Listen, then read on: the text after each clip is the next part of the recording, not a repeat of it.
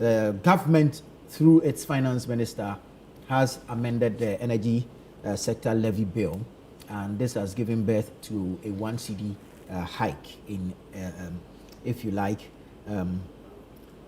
fuel levies. What's the minority thinks it's ill-timed. When you look at this and you make your own assessment, what do you think? Okay.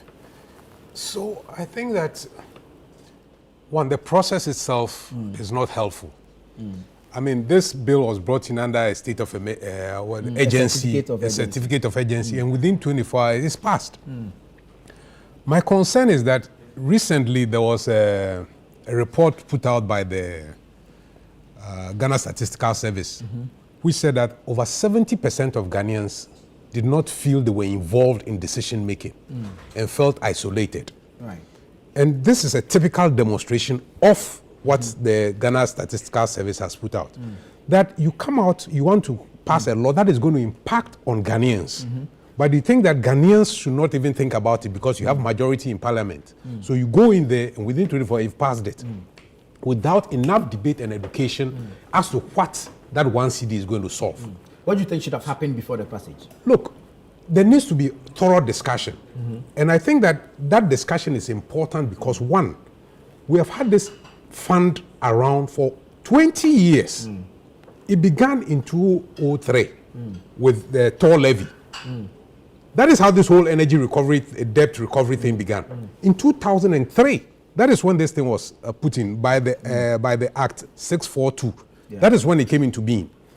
So we've been collecting money with the excuse that we want to recover debt at all. And then in 2015, we revised it to the ESLA, which now became the Energy Sector Levy Fund. And we have been doing this for over 20 years, consistently collecting money from Ghanaians, telling them that we want to do away with the debt and then ensure that the energy sector recovers. Till now, nothing has happened. And I think that we as Ghanaians need to be concerned. So in the light of this, there should have been thorough discussion on this whole energy sector debt issue. But we haven't had that. Simply because the government thinks we have majority in parliament, they walk in, throw in agency, and then within 24 hours it's passed. And everybody walks away. And this morning, it's been implemented. I think that is unfortunate. But we voted for 276 MPs. No. But the to point take decisions on our behalf. Yes, but that decision, it doesn't mean that they should go and take the decision and then, without even letting us know what it is all about. Who knows the details of that amendment as we sit here today? We are the ones going to pay for it.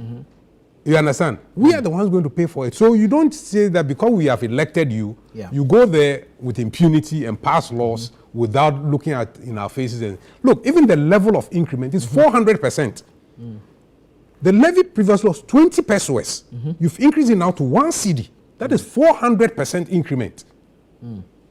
I mean, these are questions that Ghanaians should look at. So I feel saddened by the way our government has behaved. And I think that beyond that, we need to seriously look at this whole idea of debt recovery because it's been around for 20 years. And I think that it's simply our governments, each of them looking at it and say, oh, a certain cash cow has been created. When we come, we'll go into it and then get money without looking at really solving the problem that this whole fund was set out to solve.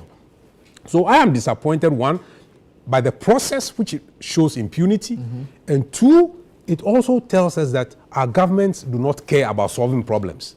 They are simply there to collect money, spend it anyhow they want, and then come back to us again with stories about it, because the history of this fund clearly shows that they are not interested in solving the problem. Since 2003, we began with Toll Levy, Act 642, then we revised it several times in 2006, 2010, then we came to the ESLA in 2015. Who then scraps it. I mean, clearly the government is not interested in solving problems. Look, TOR, up to date. TOR doesn't work. What does TOR do? TOR simply stores fuel and loads tankers. It's become a storage facility. Exactly. So why do we need even another chief executive for TOR when we have BOST? These are questions that anybody should be interested in if we really want to solve a problem.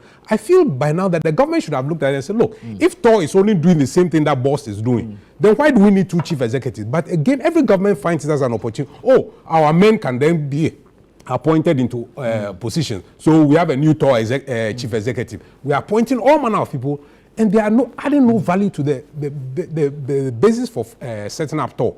It's not being achieved. And yet, politicians find it convenient to appoint chief executives to TOR when TOR is doing nothing different from BOST. So why don't we put them together?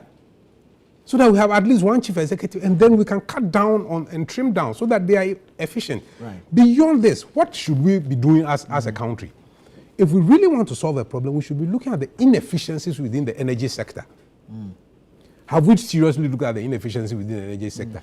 ECG is losing over 30% of the energy that it buys.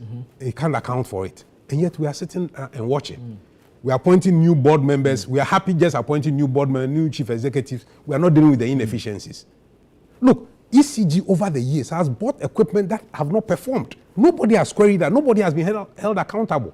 Transformers have been bought into this country. They leak. Did not serve the purpose. No one is held accountable.